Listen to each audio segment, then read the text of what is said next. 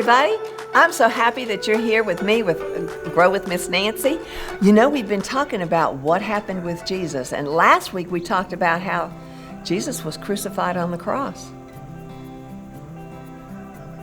Imagine if you were one of the 12 disciples. You know, you had been following Jesus for 3 years.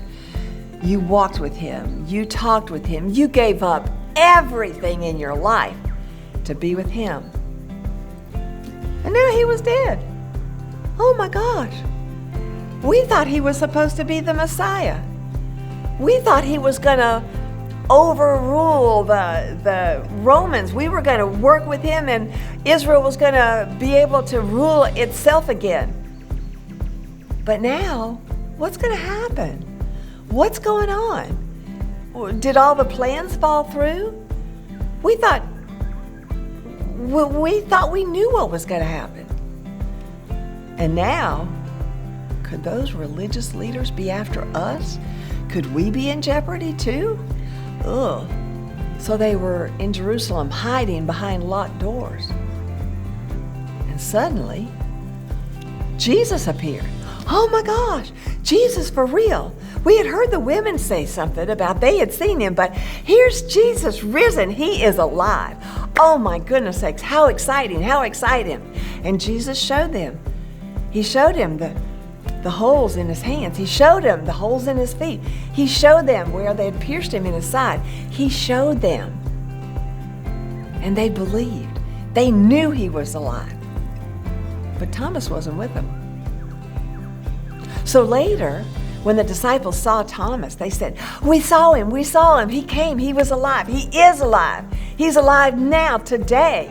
And Thomas said, I can't believe that until I see him myself, until I touch his hands, until I can stick my hand in his side, I'm not going to believe.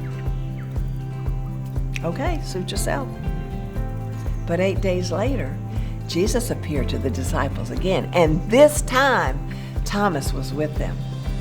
And Jesus said to Thomas, Thomas, so that you'll believe, put your hands in my wounds, stick your hand in my side so you know. Believe me, I'm real. And Thomas did that. And he said, oh, my master, my God. He couldn't believe it, but he could believe it. It was amazing.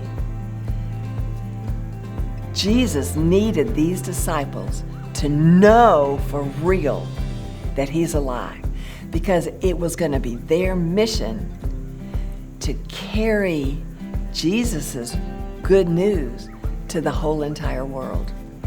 They needed to believe. And so Jesus was helping them see he's alive. He's alive today. What do you think that message was that Jesus wanted them to carry to the whole world? Jesus died on the cross, but he didn't just die on the cross and then be raised from the dead. He died on the cross because man was separated from God through sin. The only way that man could be reunited with God was if there was a perfect sacrifice that was given, because that would be the punishment for that sin. And everybody has sinned. And because we've all sinned, we all need to have a perfect sacrifice. But we can't be a perfect sacrifice because we've sinned. But Jesus is really, truly God come to earth as a human being to be that perfect sacrifice for each one of us.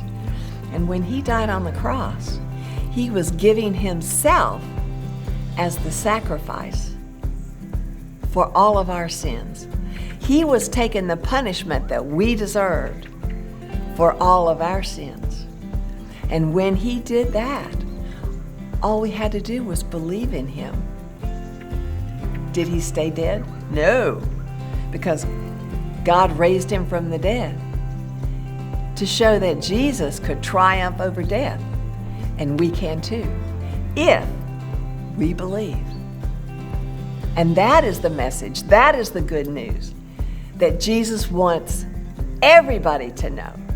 Not just for the disciples to take to the world back then, but he wants us as believers to take that to the whole world so that the people we know who don't understand what happened with Jesus, what truly happened on that cross,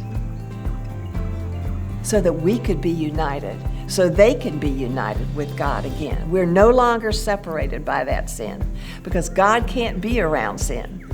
He is a holy, perfect God. But when we believe in Jesus, it's like our sin is gone. Our sin is forgiven. We are just as good as Jesus.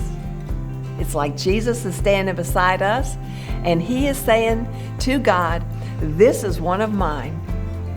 He's as good as me." And God will accept us just like Jesus. Isn't that fabulous? Have you ever accepted Jesus before?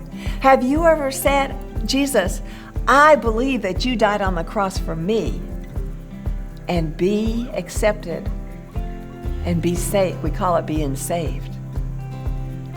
If you have not, I want you to talk with one of the adults today before church is over so that you too can be in the family of God and be saved by Jesus. Well, kids, I'm just so happy to be able to talk with you today, and I'll see you next week. Bye.